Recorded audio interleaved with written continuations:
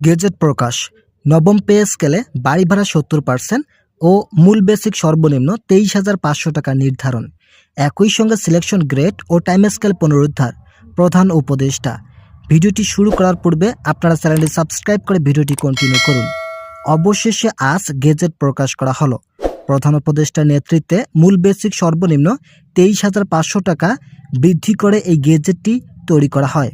Doctor Yunus বলেন, আমাদের দেশের অর্থনীতির গতি বৃদ্ধি করতে হলে অবশ্যই সরকারি চাকরিজীবীদের বেতন বৃদ্ধি করার ভূমিকা অপরিসীম। বিশেষ করে যারা নিম্ন গ্রেডের কর্মচারী আছেন তাদের বেতন অত্যন্ত কম, যার ফলে তাদের বেতন বৃদ্ধি করা হলে তারা অর্থনৈতিকভাবে স্বাবলম্বী হবেন। এরই মধ্যে অনেক কর্মচারীরা আর্থিক টানাপোড়েনের কারণে বিভিন্ন অর্থনৈতিক কর্মকাণ্ডে লিপ্ত হয়েছেন। শুধুমাত্র বেতন কম হওয়ায় এবং দেশের মূল্যস্ফীতির সঙ্গে সামঞ্জস্যপূর্ণ না থাকায় এই সমস্যা তৈরি হয়েছে। আজ যেহেতু মূল বেসিক সর্বনিম্ন ২৩,৫০০ টাকা পর্যন্ত বৃদ্ধির সিদ্ধান্ত নেওয়া হয়েছে, তাই আশা করা যাচ্ছে সরকারি কর্মচারীরা অর্থনৈতিকভাবে স্বাবলম্বী হবেন। বৈঠকে অর্থ উপদেষ্টা বলেন, আমরা কয়েক ধাপে বৈঠক করেছি। আজকের বৈঠকে ২৩,৫০০ টাকা বৃদ্ধি করায় কর্মচারীদের নতুন করে আন্দোলনে যাওয়ার সুযোগ নেই। প্রাথমিক দিকে ১৬, ১৭ ও ২১,০০০ টাকা পর্যন্ত বৃদ্ধির বিষয়ে মতামত আসলেও এটি সামঞ্জস্যতাপূর্ণ নয় বলে পে কমিশনের সদস্যরা মতামত দাখিল করেন, যার ফলস্বরূপ শেষ পর্যন্ত ২৩,৫০০ টাকা বৃদ্ধি করা হলো। এটা গেজেট আকারে প্রকাশ করার প্রস্তুতি নিয়ে অর্থ মন্ত্রণালয় কাজ শুরু করেছেন। প্রধান উপদেষ্টা বলেন, আজ রাত ১১টায় জাতির উদ্দেশ্যে ভাষণ দিয়ে এই গেজেট প্রকাশ করা হবে। তাই পে কমিশন ও অর্থ মন্ত্রণালয় কর্তৃপক্ষ দ্রুততার সঙ্গে গেজেট প্রস্তুতির জন্য শ্বাসরুদ্ধকর বৈঠক ও কার্যক্রম চালাচ্ছেন। যারা এখনও চ্যানেলটি সাবস্ক্রাইব করেনি তারা অবশ্যই সাবস্ক্রাইব করুন। এছাড়াও পে কমিশন যে খসড়া উপস্থাপন করেছেন সেখানে বাড়ি ভাড়া বৃদ্ধির বিষয়টি ৭০% বৃদ্ধির একটি সিদ্ধান্ত নেওয়া হয়েছে।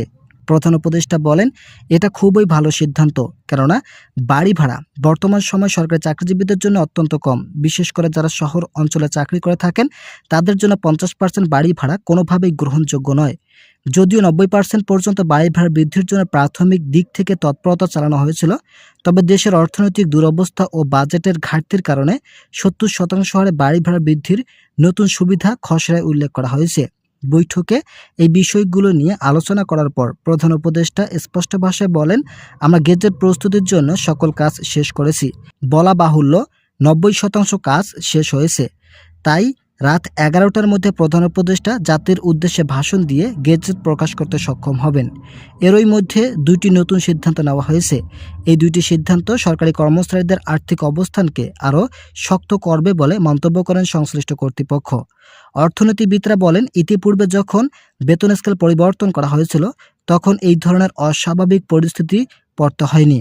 কিন্তু ২০২৫ সালের এই নবম পে স্কেল সরকারি চাকরিজীবীদের অর্থনৈতিক অবস্থানগুলো কঠিনভাবে তুলে ধরেছে। সর্বশেষ ২০১৫ সালে অষ্টম বেতন স্কেল কার্যকর করা হয়। পূর্বে সরকারি চাকরিজীবীরা দাবি জানিয়ে বেতন বৃদ্ধি করা হলেও বর্তমানের মতো পরিস্থিতি তৈরি হয়নি।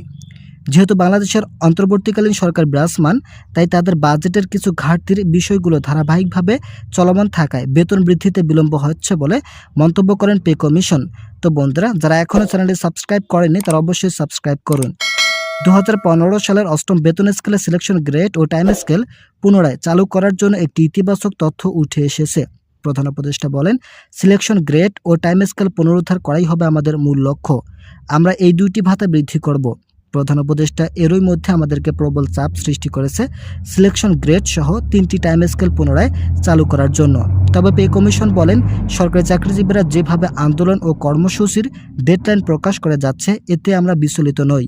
আমরা আমাদের স্বাভাবিক গতিতেই কাজ চালিয়ে যাচ্ছি। সর্বশেষ গত ৮ জানুয়ারি বৈঠকে ১:৮ অনুপাতে বেতন বৃদ্ধির বিষয়টি নিয়ে আলোচনা করা হলেও সেটা বাতিল করার নির্দেশ এসেছে আজ। এই সিদ্ধান্ত বাতিল করে ১:৪ অনুপাতে বেতন বৃদ্ধির নতুন সুবিধা তৈরি করা হয়েছে। নাম অপ্রকাশিত রাখার শর্তে একজন ঊর্ধ্বতন কর্মকর্তা বলেন, আমরা আগামী ২১ তারিখ একটি বৈঠক করব। তবে আজ যেহেতু পে কমিশন তাদের রিপোর্ট আমাদের কাছে জমা দিয়েছেন, তাই আজ রাত ১২টার মধ্যে গেজেট প্রকাশ করা হবে।